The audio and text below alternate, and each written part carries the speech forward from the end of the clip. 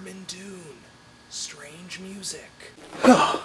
Hey everyone, Anthony Fantano here, the internet's busiest music nerd. And yes, I know the new horrors is out there on the internet, and there are other hot and very requested albums afoot that, you know, I will review in the future, but I just spent 20 minutes talking about Little B. Just give me the next couple days, just kind of, you know, just review whatever tickles my fancy, you know? Besides, let's not forget about the point of this channel, me turning you onto Moosic.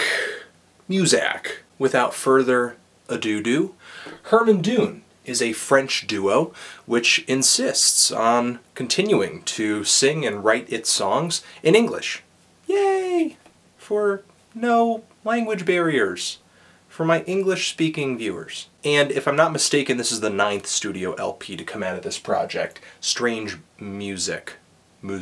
I found out about Herman Dune in 2008 with the album Next Year in Zion, and even though I didn't love every song from that LP, I just kind of found myself falling for the charms of the duo's lead singer, David. Herman Dune kind of has that boyish, oddball delivery of Jonathan Richman, but still kind of retains the detailed and meticulous storytelling of Silver Jews. And even though the music on this record isn't terribly original, with every track trying to kind of toy with a different influence from country to rock and roll to reggae, I just find David's voice so emotive and friendly and approachable. And he just finds songwriting inspiration in the strangest places, even like a traffic jam. Of course, he finds inspiration in more conventional topics too, like loving and dying and weird conversations and drugs. But he always manages to kind of put a strange quirk on all these things and make me feel like I'm hearing about all of them for the first time. Even though I've heard about this stuff before, I'll give him a chance singing about any of it. And partially my attraction to this album is the personality I mentioned earlier, but it's also kind of the way David sings, with this really thin, shaky vocal that kind of sounds like it's trying to put a brave face on in the midst of covering up some kind of emotional pain. And I know it's a funny thing to like, but I kind of like the way this guy pronounces his words. His French accent isn't really thick or anything like that, but you can tell that the fact that English isn't his native tongue changes which syllables he's emphasizing and how he says them. What do you mean? Like, how does he say the sangrang? Like, how does he pronounce the words in the saying? I hate Culture Chester.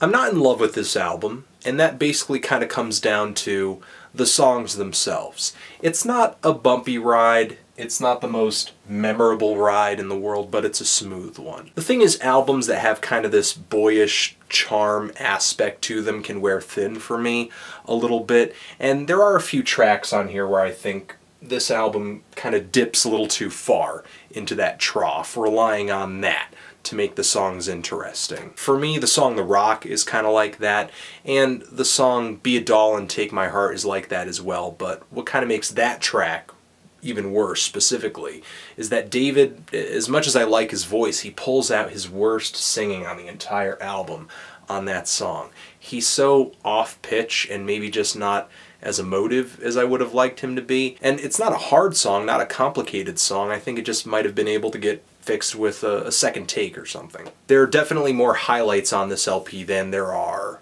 potholes. I love the opening track that kind of paints a crazy caricature of him and this woman that he's in love with, a girl who jumps out of windows while he's kind of a guy who refuses to go down to the record store because he's frustrated with how alike the bands of today sound like the bands of yesterday. I love how breezy and just easygoing tracks like Lay Your Head on My Chest and Your Love is Gold are. But easily my favorite track on this album is the shortest.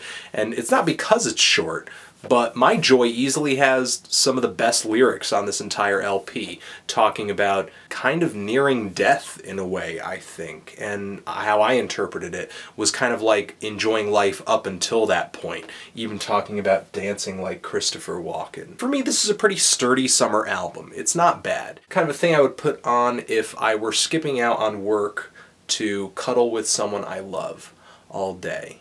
It's that kind of album. Feeling a strong 6 or a light 7 on this. Let me know what you think of this LP. Do you love it? Do you hate it? Why? And what do you think I should review next? Thanks for watching. Anthony Fantano, Herman Dune, Strange Music, Forever.